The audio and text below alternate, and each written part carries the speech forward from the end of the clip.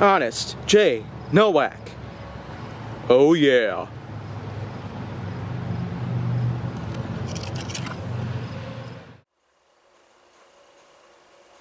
A pleasure to meet y'all at last, and welcome back to Honest J. Nowak, Mark of the Line. And so for today, let's get on with some new subjects that I have to touch upon here. And I also happen to have, well, more marks with a Q, for the record, that just so happen to be well known by many. So I feel like that this next week or so is going to be a breeze. So let's get started. Episode number 725 with, whoops, nearly dropped it. There we go. Mitsubishi. Another contender in the Japanese automotive marketplace. But the big thing about Mitsubishi, when in conjunction and in comparison to many others of its kind, Japanese cars certainly do come in many shapes, sizes, styles, and also many other categories tend to settle in, mostly depending on the brands, mostly depending on the models.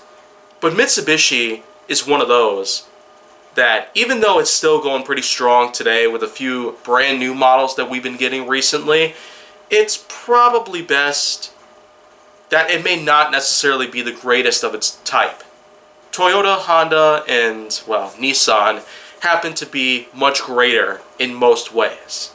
And that's mostly because of the fact that there's three things that we happen to have that seem to act like a law in a way. One thing is that most cars are usually going green these days.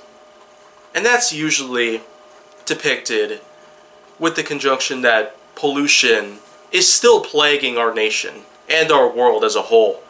There is still the possibility of some very catastrophic global warming on pretty high scales. So what are we going to do to combat this exact type of disaster? Well, it's simple really. We're going to make cars that happen to have much cleaner energy sources. They happen to run off of cleaner energy sources, and they also thrive with new generation clean energy in any specific fashion. The second thing is styling. It's probably not for everybody, but it is probably a necessity, given to that these are in fact some high quality models of any sorts.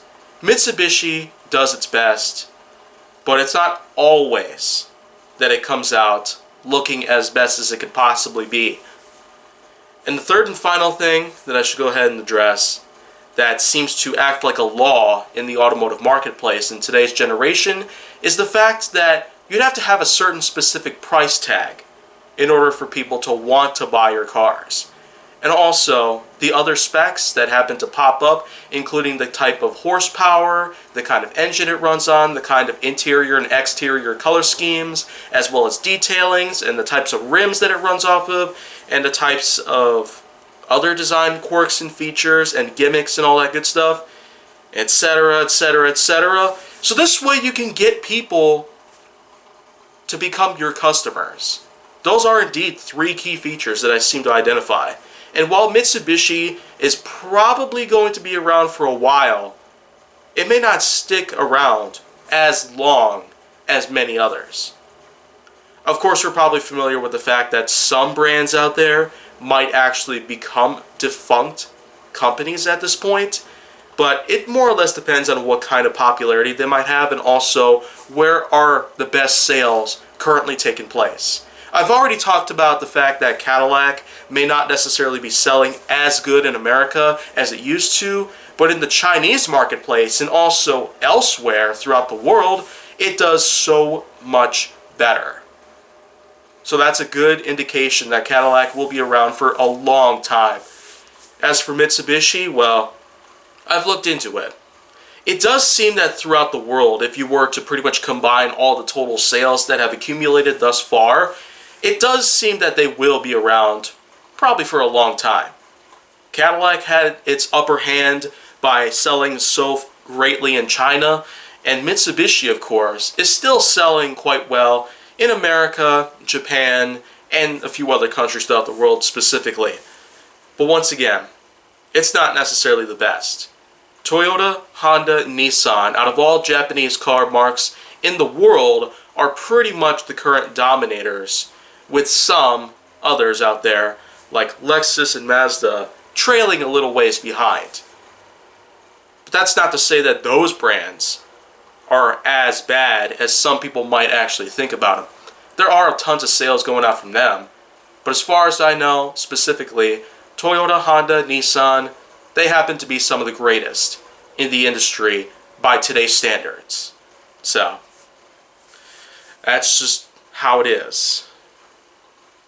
Who knows, maybe there might be something else that'll happen in the future that'll allow some of these marques to get a lot better in some ways, but only time will tell, for sure. Well, that's pretty much it for today's subject right here. I feel good talking about some of these different marques around here and all the different things about them that happen to distinguish them apart from other marques and also other companies as a whole. So I'm going to get started on another subject tomorrow morning, but if you want to see more, go down to my channel. Make sure that you like, subscribe, comment, follow me on social media, and stay on the Hollywood side.